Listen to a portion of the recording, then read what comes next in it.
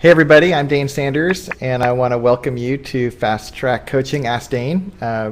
Today is, I think, the 73rd or 74th episode of Ask Dane, and for those of you who are new to this event, it's a once a week, 30-minute conversation between me and some special guests and you around your felt need questions around your business, around your creativity, around taking what we love and doing well with it, creating the kind of value that other people value as well. And I don't know about you, but for me, I know that in this business, it can be pretty lonely. And the goal of Ask Dane is to invite a real conversation to meet you exactly where you're at. And the folks who come here kind of consistently, the feedback we've gotten is that this kind of conversation is very valuable to them. They count on it. And my hope is that that'll be the same for you if this is your first time here. We're very privileged today. We have a special guest who I'll introduce in just a few minutes, but I do have a couple of quick announcements.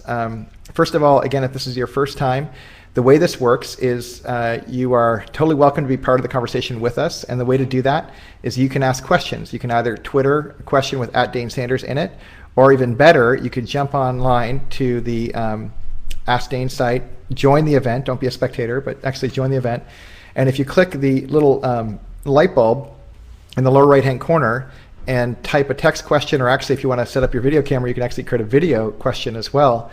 We approve those questions and then we bring them on live as the event goes along. One thing you want to know too is the event's very quick. It's only 30 minutes. And by the way, this is underwritten thanks to our friends over at ShootQ. But this, because it's so quick, we jam through a lot and we want to cover as much ground as possible. So if you have a question, be sure to post it so that we can have access to it. And I've already seen people being active in the chat room. Our special guest today is already there too, being very active, and which is awesome. So this is going to be a great event. Other details I want to make sure you guys are aware of. One, for those of you who heard about Escalate Live or saw Escalate Live or bought the video on demand when you're at the event, that's available now for streaming and for downloading. There's only one clip I think that still hasn't been posted, and that's Jeremy Cowart's, and that'll be coming up shortly. But all of those will be there. I think it's over 10 hours of programming. It's all been edited, and it's fantastic. Just go to escalatelive.com/VOD and sign in. Also, if you don't have video on demand and you want to get it, you want to have access to all these things on your own time, you can either stream it or download it for $99 for the whole year's worth of stuff. So FYI, that's coming. Secondly, I told you guys last week that I was going to announce new dates for the Roadshow 2.0. Right now, I'm only going to have one date that's listed. That's Oakland in September.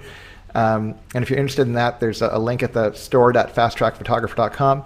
But there's more dates coming, and I didn't want to bombard you guys with too much information this week, so we'll get that to you probably early next week. Future weeks, we're going to have Tamara Lackey, Jared Ghionis, Jesh de Rox, John Michael Cooper, tons of great guests coming in. Skip Cohen's coming in as well. But today we have a very special guest, and that's David Duchemin. And David is famous for a lot of reasons. He is a former stand-up comedian. He's a Canadian. He's passionate. He's a writer. He's written a number of books. The one that I've kind of landed on and spent a ton of time with is this one, Vision Mongers. Making a life and a living in photography. And there's at least two other books that I'll get him to talk about here in a minute that are out. He's a humanitarian photographer. He's just, well, I'm going to stop talking and just bring him on. So David, welcome to the show. Thanks for coming on from Canada.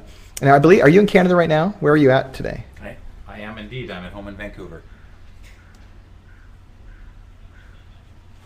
Nice. How's the weather today up in Vancouver? Rainy. Shocker. You know, it's funny, there is a time delay here, and I know that for you guys who are watching, that you can anticipate that. It's just part of the game. Our friends at Vocal have done an amazing job. Those are the guys who host this event for us. I'm really stoked on what they provide, because now all of a sudden we can bring in folks from all over the world to join us. But some of it we have to put up with. This little time delay, and it's not too dissimilar than what you experience when you're watching CNN when somebody's being brought in from someplace else. So I hope that's okay. And again, guys, if you guys have questions, what you want to do is click the little arrow button, or sorry, not the arrow, the light bulb button in the lower right hand corner, and then click text questions, type your question in and hit return, and you'll be all set. And as people are beginning to join in and the conversation gets started, David, I'm just wondering if you could share a little bit about just your own history. I know there's a lot of folks who may be here and know your history, but for those who don't, you've traveled a very unique path to get to this place as a professional photographer and as a writer and as a creative. And as we get into the conversation, I think it's going to be very informative to what we want to talk about. But I'm wondering if you just share a little bit of how in the world did you get from where you were, this theology student, I believe, and this writer and this traveler and this stand-up comic, and now you're the humanitarian photographer all over the world. Can you tell a little bit of your story so that we can get caught up together? Yeah, I did. You're right. I did have a bit of an unusual path, and everyone in my life has consistently asked when I'm going to get a real job, which I think is a horrible thing to expect of anyone. But I fell in love with photography when I was 14 years old. Absolutely loved it. Thought I would, be the next Steve McCurry or something. And then I think at a certain point I realized that I would probably lose my passion for what I did. I mean, I just photography. I ate and breathed and lived photography for my young teenage life, and so I decided not to do it professionally. I decided to pursue other things, and in the absence of any actual plan, I went to theology school for 5 years, and then graduated from that and did what every theology student does. I went into a career as a comedian for 12 years. And traveled internationally and traveled around Canada and the U.S. doing my show. And then one day, I started to get really dissatisfied. I was still shooting. I was still loving photography as a means of personal expression, but still didn't really know the stories I wanted to tell. And one day, I was invited down to Haiti with a small non-governmental organization that works with children, and they asked me if I would come down not only as a comedian to see their work and to perhaps represent them from the stage, but as well to come down as a photographer. And so I came down as a photographer and as a comedian, wearing two hats. And I was there probably about an hour before I realized that I was kind of done as a comedian, that I found something I was much more passionate about. I had loved being a comedian. I loved being on stage, and by the time I finished, I was doing large audiences and really enjoying it. But I'd just become dissatisfied. It sort of had reached the end of what I wanted to do in terms of what I could communicate about things, and so I sort of hung up my hat. A year after that trip, I got a assignment with World Vision, who remains one of my biggest clients, and stepped off the stage for the last time and went to Congo and Malawi and started traveling as a photographer. Well, what's amazing to me about that is there's a lot of folks who would dream of doing exactly what you're describing, where you couldn't write this job, where you've had this great history of being, clearly comfortable in front of a lot of people, in both a speaking environment. You have this sensitivity and a capacity to write. I love your book, by the way. Zack Arias, I think is a big fan as well, and he just finished this huge thing with Creative Live this past weekend, and I think he called it one of the most important books ever written in photography or something like that. And I'm in agreement. I think it's a very significant work. But there's a lot of folks who look at this and go, gosh, so what's the path? What's the road that I need to take to get from A to B so I can be in your kind of a position? Because it seems like you're kind of writing your own ticket right now. I mean, you get to do the kind of work with the people that you think you ought to be spending your time with. You get to use your camera, but you also get to use other creative tools at your disposal. If you were starting out now, knowing what you know now, but without all of these benefits of this cool storyline, this great path that you've traveled, this great client in World Vision, because again, even the humanitarian photographers I know, they tell me it's pretty tough to get into a position where you have a steady client like that. What advice would you give if you were starting out, knowing what you know now, but without the resources? What would you be doing first if you wanted to kind of move in this direction, the direction you've landed in right now?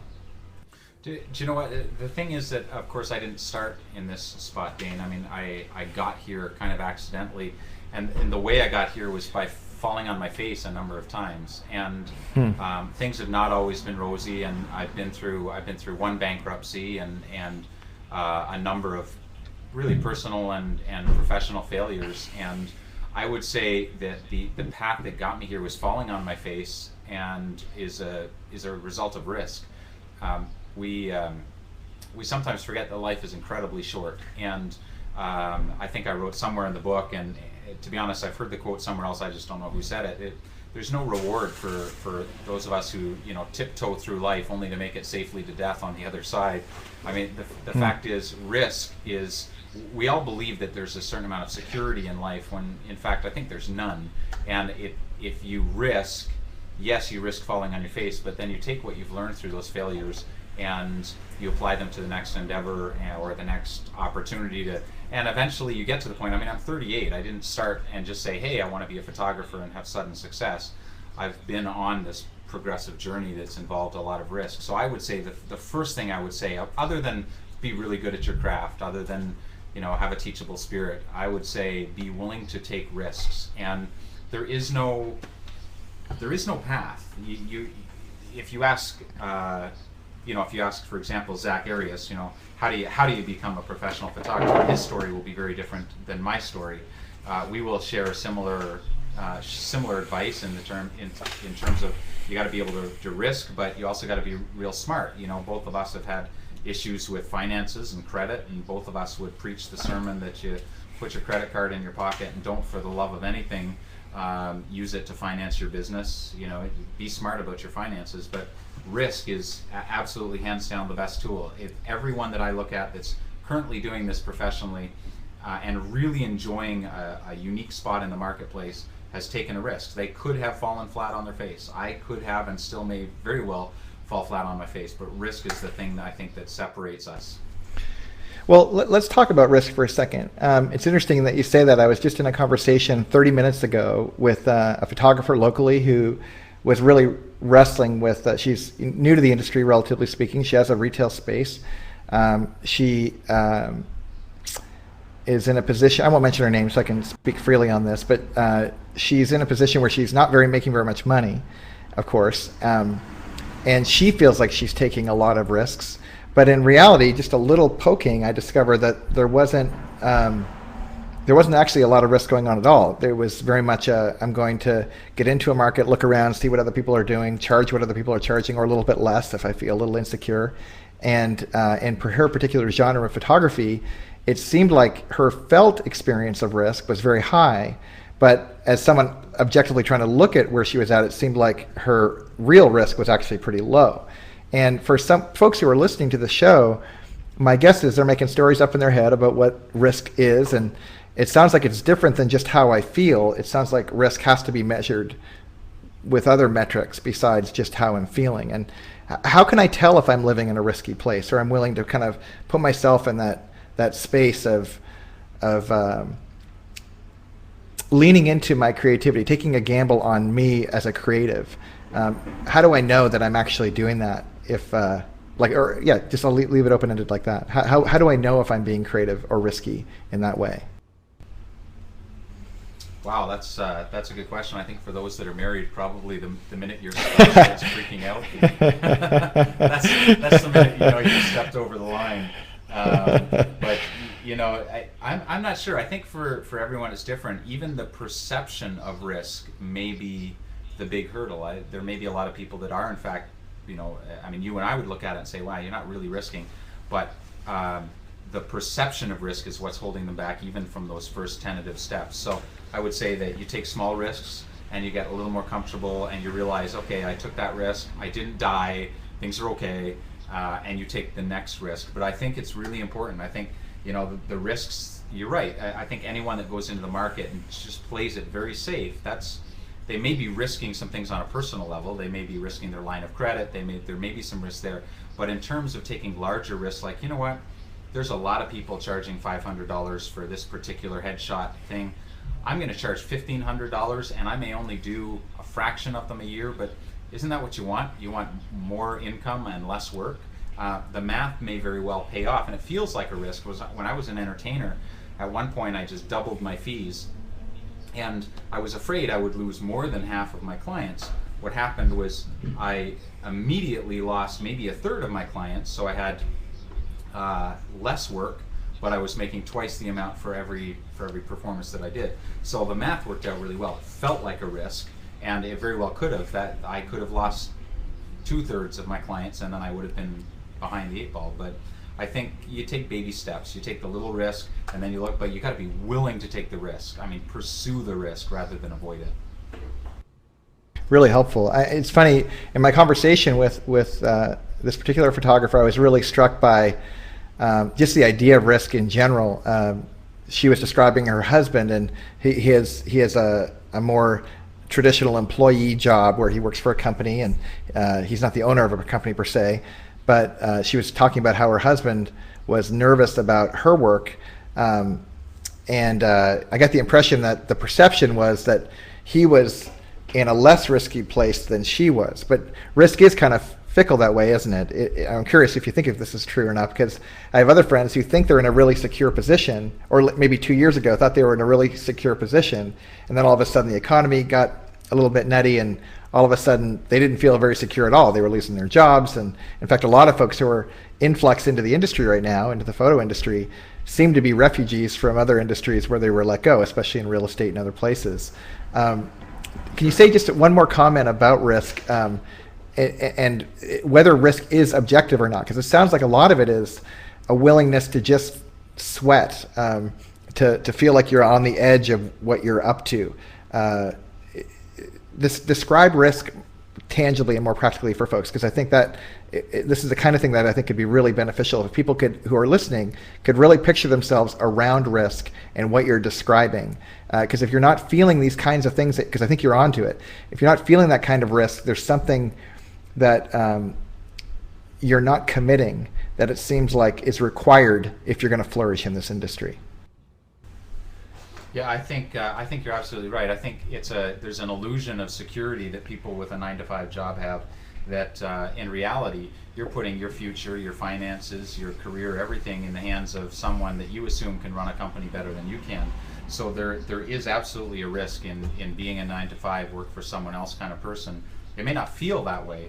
What I think is interesting about risk is that you will talk to people and say, oh, I don't want to take risks with my business, and yet they are financed up to the hilt by their MasterCards and their credit cards.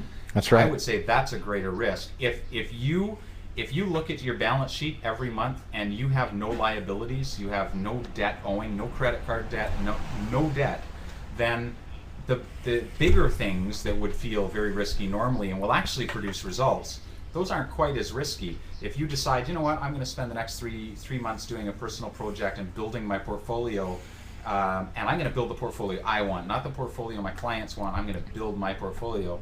If you've got a decent financial situation because you've avoided credit card debt and you haven't been stupid and gone out and bought a Hasselblad just because you think it's sexy, then I think you're in a better position to take those risks that actually matter. So I would say get as clear as you can, get out from the overhead, get out from the credit cards, and be as clear as you can financially, and then those other things won't feel like such a risk. They may still feel like it, but they won't have the same price tag associated with them. If you suddenly decide, you know what, that was a bad idea, at least it didn't cost you as much, and you don't have, $50,000 worth of debt that you have to service every month. Okay. So, by the way, if you guys are watching right now, there's a couple great questions that are coming in that we want to address. We're going to turn a corner right now and actually speak, David, about your situation in your particular genre of photography. But really quickly, Chris Dowsett and anyone who asks a video question, the way that works is if you click on the light bulb and you click Ask a Question, there's actually a back and forth where we accept your question, and then you have to confirm that you accept it and you're ready to go and your camera's all set, and then we'll broadcast the call. We'll actually bring you onto the call if you want to join us. And of course, the easier way to ask questions is just to go on the text questions and type it in, and we can bring you in. But I want to bring on this question really quickly. This is my friend Joshua Steele asked the question, David, how have you gotten your work from to NGOs? In particular, you talked about World Vision. They're based in your neck of the woods. I think they're up in the Seattle area, although they're all over the place.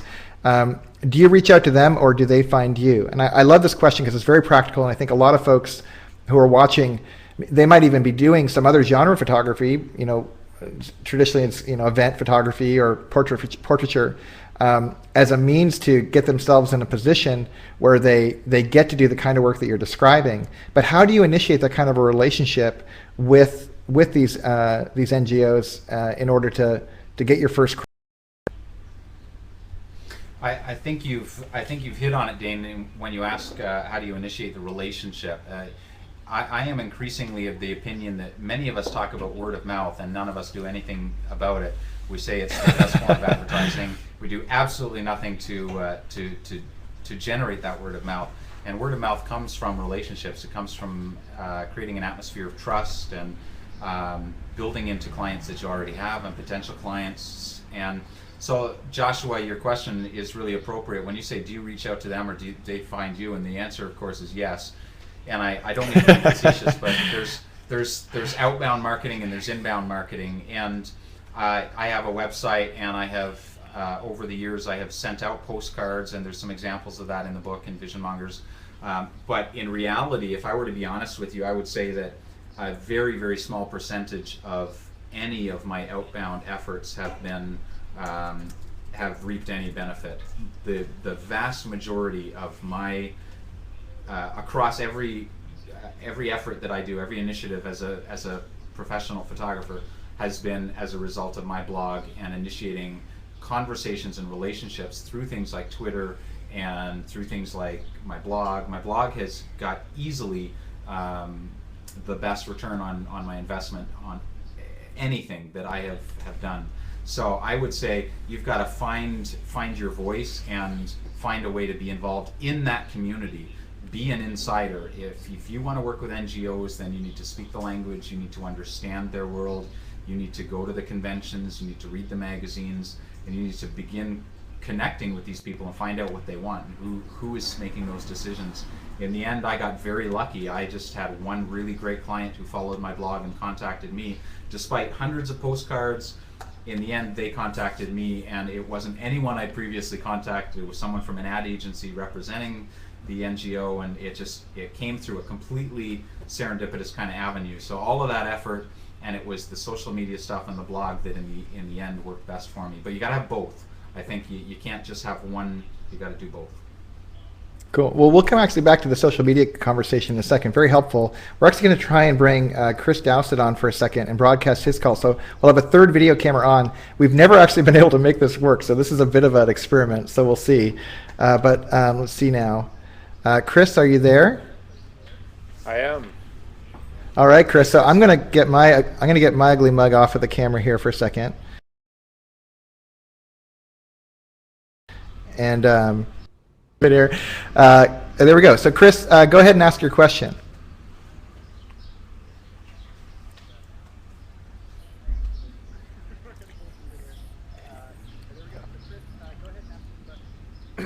Hey David, I just I finished reading Vision Mongers earlier this year, and just part of the way through Within the Frame as well. And I have two questions, I suppose. Most easily answered is which other books besides your own do you suggest to people coming out of school, or people only in their first or second year in the industry, or people that are just starting off right now? And as well, I suppose just kind of commenting on your conversation about risk, do you feel as though living in an uncomfortable space is the best way to encourage growth? Like when you start to feel comfortable is when you know you're plateauing, or how do you feel about that? Yeah, absolutely. I think that, I mean, it depends how comfortable or uncomfortable you want to be. I don't want to be so uncomfortable that I'm wondering how I'm going to pay for my rent, but I do think that you need to put yourself in a place where you're motivated to do these things. You're motivated to take risks by the things that you lack. So if what you're lacking is creative output, then you're going to put yourself in a position where you're more willing to risk to get it. If what you're lacking is a paycheck, then you'll probably put yourself in a position where you're risking more to get those clients.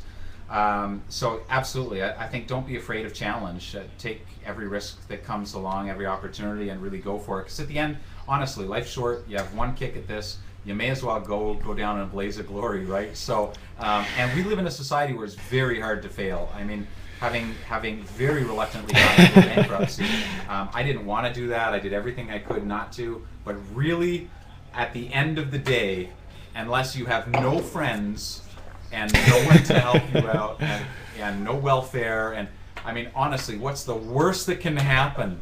And I would rather at least go down in a blaze of glory. Yeah. In terms of books, there's not a lot out there, to be quite honest. Dane's Fast Track Photographer is great, and but there really is not much out there that's going to give you anything more than a template that kind of strokes you and says, oh, everything will be good, just follow these 3 steps or whatever. My encouragement to you would be to pursue books by people who actually know what they're talking about in the world of marketing, and look at stuff that's out there that's not written for photographers. Look at books like Inbound Marketing, or the book that I'm really high on right now. And I don't know if this guy and I ever met in person, we probably wouldn't get along well. But Timothy Ferriss's 4-Hour Workweek is absolutely phenomenal. It's a really great book. And get your hands on any of the hot stuff about social marketing, inbound marketing, any of the stuff with these kind of keywords, and read it and become conversant, because this is the way that we're going to conduct business in the next foreseeable future. So yes, you want to become a great photographer, you want to take risks, develop that, but honestly, if you don't understand how to take yourself as a creative person to the marketplace and connect those pieces, I don't know how you're going to make it. I think we assume that, oh, I'm really talented, I'm going to get discovered. There are a lot of very talented people that aren't getting discovered. That's right. So don't put your hope in being discovered by someone famous. Spielberg is not going to call, and you've got to work your ass off and get the word out there. And there's no shame in being a marketer. There's no shame in taking your product to the market and saying, with all the integrity and the humility that you can muster, this is who I am and this is how I can serve you. If you want that, I'd like to begin a dialogue. You're not promising things you can't deliver. You're not being slick. You're not being a used car salesman. You're simply taking everything you love to do, bring it to the marketplace, and saying, if you want some of this, let's have a conversation. Super helpful. Very, very helpful. It's funny, especially given your line of work, is that you see some pretty rough stuff. I mean, you have gone to the ends of the world. You have seen exciting reality, and you've also seen some troubling stuff. And what I make up in my head, at least, is if you're going to commit to the degree that you're describing with every area of your life, whether it be, in commerce, with business, but also, when you're doing your work for these NGOs, you're leaning in and experiencing some pretty rough personal stuff. And I love this question from M. Thomas, and I'll just put it up here now. M asked the question, how do you decompress or stay detached from a humanitarian assignment? And in that, I think there's also the question of, do you stay detached, or do you engage in a way that's not in line with the question? I'd just love to hear your comments on that.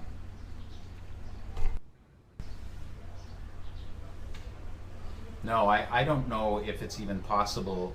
Certainly, I don't think for the kind of work I do, I don't think it's desirable. Now, and that is to stay detached. Decompressing is another matter altogether.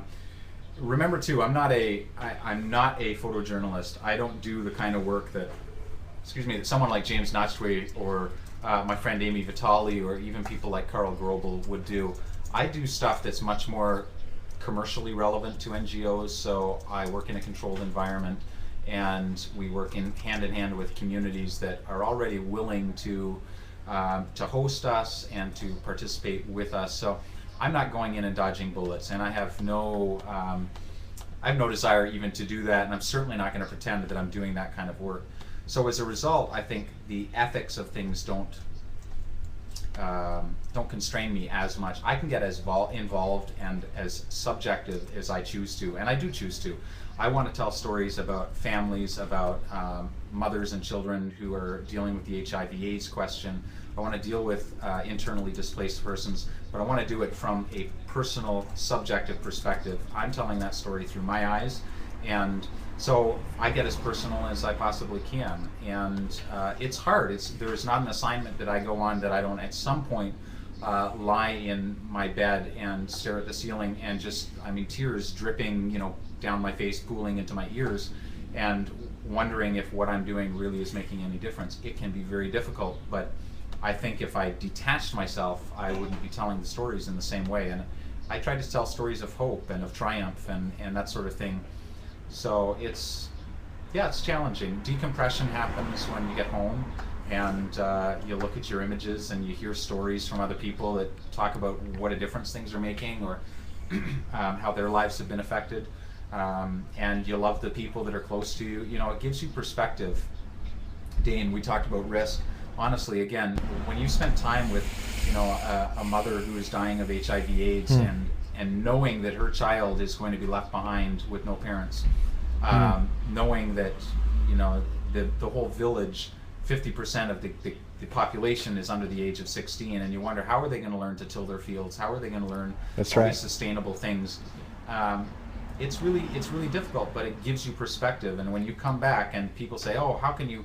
You know, first of all, they say, "Aren't you glad to be back in the real world?" And I shake my head and go, "Man, Ouch. You have no idea." I mean, That's we right. We are truly living in a bubble, and it is truly hard to fail here. So risk everything you can to make not only your life better, but your family's life better. Leave your kids with a legacy of a parent that took risks and took chances and didn't just become a card puncher.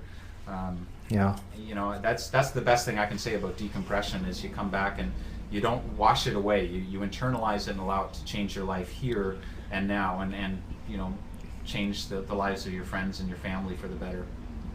Yeah, I'm so glad you said that. I'm no humanitarian photographer, but I am a human. And I remember I was in South Africa for helping an organization called Bridges of Hope, and taking some pictures while I was there in a township outside of Stellenbosch in Cape Town. And I had the exact experience you're describing, where I was taking pictures of this woman, and her 4-year-old boy was she was in bed, very sick, 4th stage HIV, and she was not going to make it through the end of the year. And her husband was in the other room and could barely contain himself. He was so distressed, and their 4-year-old, you know, was pretty unaware of what was going on. And in the middle of it, she decided to, she didn't decide, she just started weeping. And everyone in the room, myself included, just assumed, well, she's hurting, and of course, and one of us reached out and said, you know, can you share what you're feeling?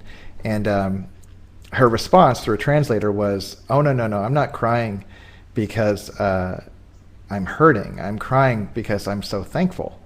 And we were all like, what do you mean? And she said, well, I can't believe that you're here taking my picture because my son will know what I look like now, and that you would care enough to come all this way and dignify me this way. And I've, you know, I'll be marked for the rest of my life. And just even now, as I think back on it, that was in 2004, and I'm immediately brought back to, gosh, how am I dignifying other people in my life, whether it be a wedding or a portrait or anything. And I think you're dead on, my friend. I know we're going to be friends, by the way. For those of you who don't know, David and I are new friends because of our online world and writing and so forth. And as I was reading Vision Mongers, I was just so struck by what you're describing, to find an internal integrity with what we're doing, it being so critical in any context, whether it be this kind of, again, humanitarian work all the way through to, you know, I think a mutual friend, I think you know Jeremy Cowart of ours, Jeremy Cowart calls himself a photographer to the stars and the suffering, because in any context that he's in, he cares deeply about his subject, and he personalizes it. So I can't imagine doing this work without doing that. So I so appreciate that comment. By the way, just a little bit more lighthearted comment, because we're running out of time. We're actually over time, but I don't want the conversation to end. This question came through from Faraz. I got all the I'll time. just put it up here. Okay, great. How do you use Twitter? Now, this is a ridiculous question on one hand, because but on the other hand, I think there's a lot of folks who look at, you know, you have a lot of folks who are following you on Twitter, and you have clearly leaned into that medium as a mechanism to communicate and distribute and engage other colleagues and folks beyond the profession. How would you respond to that question? Because I know you get this kind of thing all the time, even if it's cocktail parties with your friends. How do you view Twitter, and how do you engage it around photography?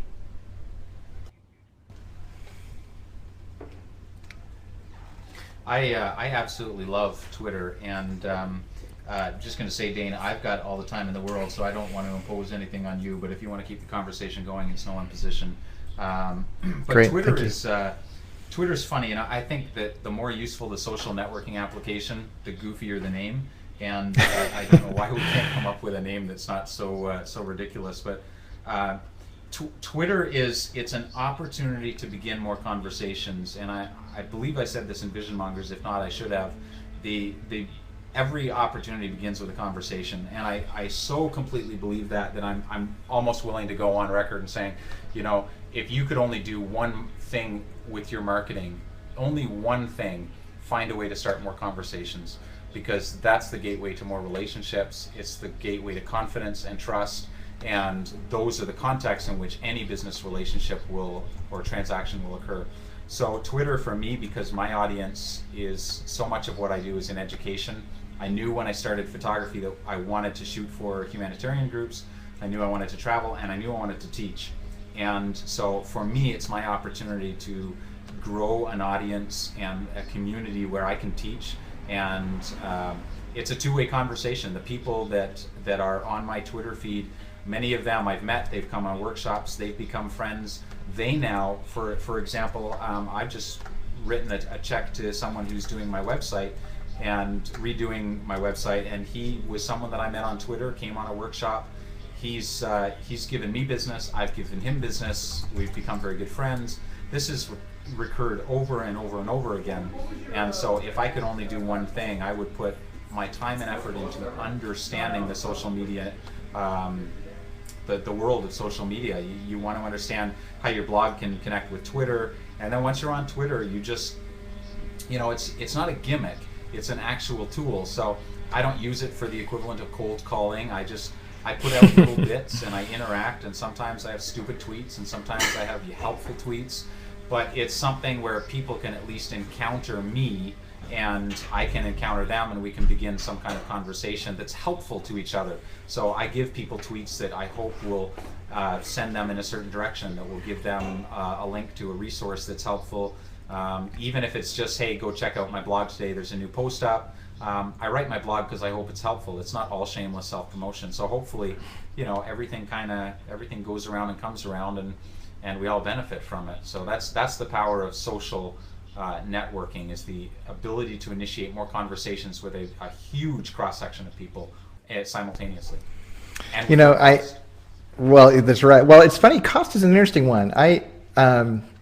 I've been really curious lately around a couple ideas with Twitter, because I'm a huge fan as well, and I engage it in the ways that you're describing. But I've noticed at least two phenomenon in the last half year where I feel like I've become acquainted with the underbelly of anonymity, where people feel anonymous and feel empowered in that space. And sometimes it seems like it can create a bit of a mob mentality. And I know that there's a lot of folks that I know who don't engage Twitter because they don't want to engage the crowd, the mob, that way. And the other side of it is it seems to, again, I'm speaking from the position of I'm a fan, but it also seems to breed hand in hand with an anonymity, something that at least I've been fixated on lately is a sense of entitlement. And now forgive me with this, because I was just in an extended conversation on Twitter yesterday with a lot of folks that felt really entitled to some things around a company that I am a big fan of. But I've just noticed that the combination of being able to kind of hide behind a computer terminal and just kind of spout off whatever they want, even if they only have 28 followers, I'm just so struck by how unconscious a lot of folks are to how they engage the media. Whether it be, it reminds me of those college kids who engage Facebook and they put all those crazy pictures up from last weekend's party, and they wonder why they didn't get hired for some job. It seems like there's a relationship between how we engage every tool, every medium that we use. And what advice would you give as folks who are thinking about social media to kind of keep their sobriety as they engage the medium and not just treat it as a place to do kind of verbal drive-bys?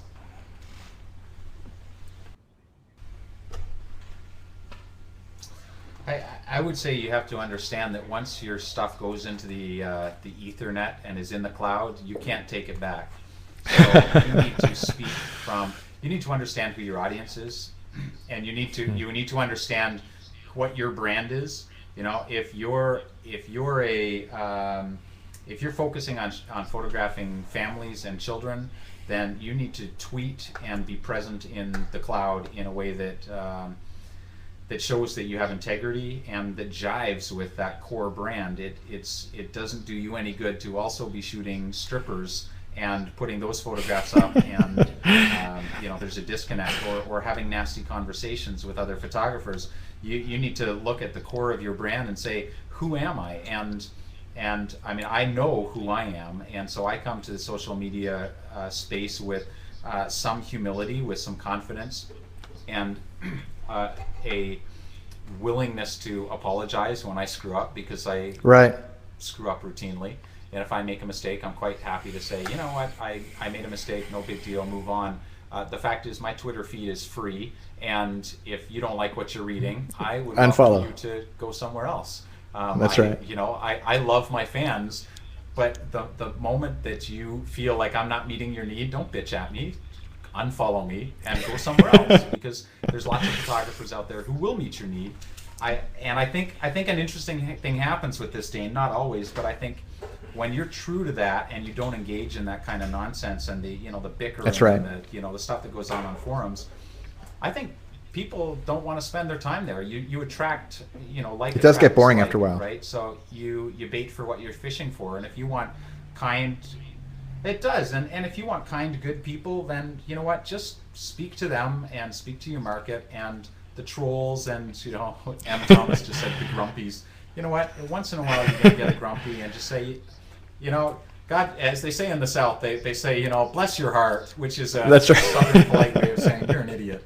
And you just gotta say, God bless you, and unfollow, and move on, because life is too short. But whatever you do, just don't get in an argument. Again, even for that, life's too short. You just move on. If people do get entitled, and if they've paid money for a product, then they either need to have their money refunded, or they need to be satisfied in some other way. If they've paid nothing for it, then you know what? Move on. That's it.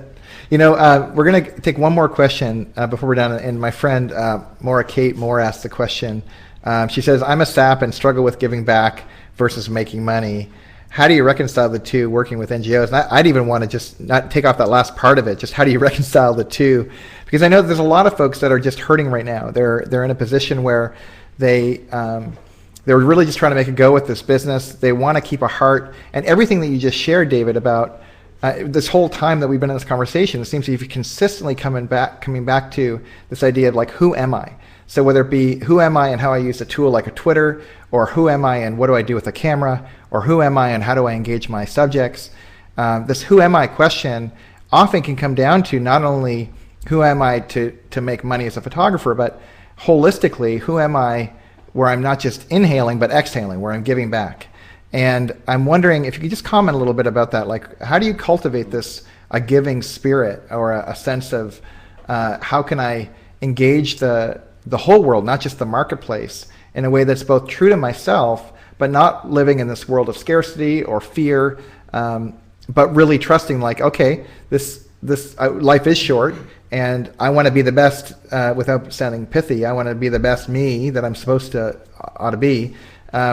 How do I engage that in a way that is true, where I'm cultivating it? I'm a Christian. I believe in Jesus, and I follow him. And as in that position, one of the mantras I keep in my mind all the time is, I want to be, and I learned this from a mentor of mine, I want to be both Christian and honest at the same time. And what I hear in Maura's question is this idea of how can I, in this struggle of giving back versus making money, or any of these tension points, how do we cultivate the right kind of heart that is both in line with our values, but also honest with the temptations to not be in line with our values?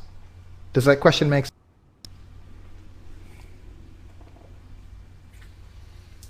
Yeah, it makes absolute sense. I think it's an ongoing struggle, and I think Mara, if you're truly struggling with that, honestly, I'm not sure that your issue is cultivating a giving spirit or whatever. I think, frankly, you probably have that in spades, and you're doing fine. I think the question is, how do you do that and still remain true to the fact that what is your primary responsibility is your family and you keeping your head above water? And I know a lot of people again, I went bankrupt once, and I did it not only because I was a financial moron, but because I many times through work for both as a photographer and well, primarily actually before that as a comedian, would work for people that, you know, it was NGOs and it was charities, and they call up and they say, oh, you know, we can't afford this, and so I would take the bait and I would do it for free or for very little, and there's nothing wrong with the desire to do that. There's also nothing wrong with the desire not to drag your family through bankruptcy. So I'm a huge, I mean, this is a sermon I could preach all day, and I have people that I coach and mentor, and I continually remind them, look, someone is paying for your post-production. Did you bill the client for the post-production? Well, no, it's built into the price. Well, I've just looked at your price, and there's no way that shooting that wedding and doing post-production and creating deliverables is built into that price. That's There's right. no possible way. So you need to charge the client that or raise your prices, because at the end of the day, if you don't know what your cost of doing business is, if you haven't sat down and go, I need this much per year to stay afloat and to feed my child and to keep everyone happy. I'm not talking about luxury SUVs. I'm not talking about a big lifestyle. I'm talking about actually responsibly stewarding the finances and the time that you have. You have to make a certain amount per gig. And if you give that to an NGO or a nonprofit or a charity or whatever, it's not a freebie. You are paying for it because you only have so many hours in a year that you can give, that you can work. You're paying for that piece of what that gig would have cost, you know, put towards your gear. You really need to understand that every gig that you take needs to earn you $3,000, or you are paying $3,000 to do it.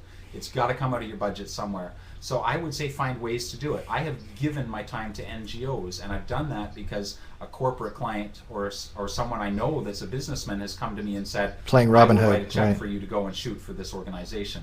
I can subsidize absolutely. I can subsidize my personal projects and my charity work because I sell ebooks on the internet, and they don't cost me anything. While I'm out shooting in Bangkok, I'm still making money because I'm selling ebooks and they don't cost me anything. I don't need to be there to make the money. So I would strongly encourage you to look at multiple income streams, to do the things you love in different ways, and do it in a way that when your client comes to you and says, we'd love you to shoot, but we don't have the money, you can find a creative way to make everyone happy. But you must first tend to your own house, because if you're bankrupt and you have to sell your camera gear to feed your children, you're not going to be any good to anyone.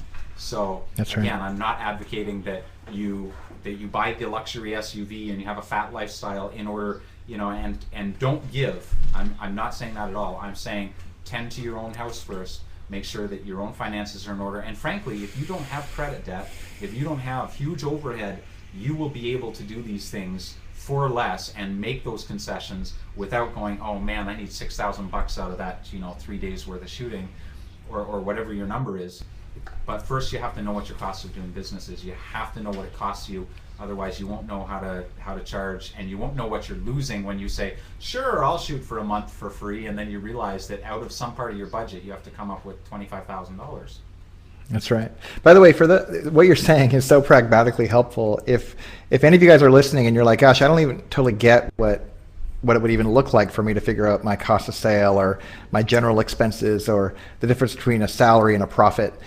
Those things are pretty critical, fundamental things that you need for running your business. And we periodically dedicate shows to talk specifically about these kinds of things. When Julia Woods was on, you should look back and watch her show. But if you really want to lean in and get this tangibly and concretely for your business, regardless of the genre you shoot, my strong encouragement would be for you, if you're in the United States at least, for you to sign up, or can get to the United States, if you want to sign up for PPA's Studio Management Services Program or their workshop. I know PPA SMS, if you go to ppa.com right now, in the front of it, they have a link to their 3-day workshop that's coming here to Irvine, California. And I know I'm going to it. I've been in business for 8 years. We've been viable for a while. Even in the economy, when it gets tougher, we're hanging in there. But I'm just going because I want to constantly refine and understand those things. I'm going as a student because I know that this kind of stuff is really important to get your numbers right. It's a stewardship issue. And really want to encourage you to be fiscally responsible as the CEO of your business. So take advantage of that. I can't endorse that enough. In fact, if you're thinking about 2 workshops, the SMS workshop or mine, skip mine, go to it. it's really going to be important, and you can go to as many workshops as you want once you're financially viable. So just want to encourage you that way. Sorry for the little plug there, but I think it's really important. And David, our time is way over, but I want to thank you for being on the show today. This has been very rich for me personally, and I know from the comments I'm seeing in the chat room and online. And for those of you who are listening, these things these guys really are, this is a big deal to have someone like David come on, and it means a lot when you take time to say thank you, not only in the chat room, and I see those coming up, but take time to jump online. Be sure to be following Pixelated Image. Let people know. Pick up his book, go to Amazon, buy it. And he's, again, 3 books at least on there that I saw today. Vision Mongers is the one that I'm excited about. Within the Frame is next on my list. And take your time and get on there. And maybe just jump on Amazon and search for those books. But that's a tangible way to say thank you. David's not paid to come and do this event. It's very significant that he would do it. But those kinds of thank yous mean a ton for us as folks who are trying to get back to the industry. And I can't overstate it. So again, thank you, David, for being on the show. And if there's anything I can be doing to support you and your work, please let me know. I'm eager to do it. And really excited to hear what you think of the manuscript I sent your way, too. So any final words you want to share with the crew before we take off?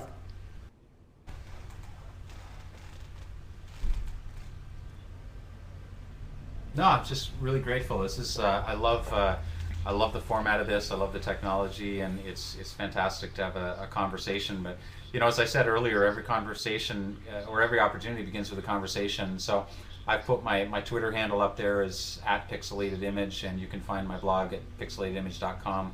And I'm quite open. My time gets more and more limited as things kind of go along this year, but quite happy to to answer questions and be part of the conversation on things like Twitter. So seek me out, and I would encourage you, those of you that are still listening, people like Dane and I, we're just hacks that are still trying to figure this out, and most of us still, when we can, we absolutely would love to to help others and do what we can and be part of the conversation. So seek people out. If you've got someone that you're dying to learn from, again, risk. I mean, if what you want to do is learn about off-camera lighting, take the risk and call Joe McNally, send him an email, don't hesitate to contact people. At least try, because I mean, what are they going to say? If you contact me and I'm busy, I'm going to say, really wish I could help you, I'm sorry, please follow my Twitter thing, but stay in touch, and most of us are quite willing to help. So take some risks. And someone just tweeted that I will be on Creative Live too. And kind of middle to end of July, there's a workshop I'm doing on Creative Live, so find me there as well. Fantastic.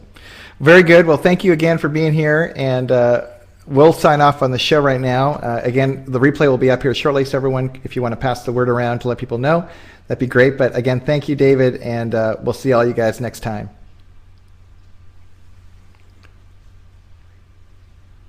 My pleasure. All right. Take care. Take care. Bye-bye.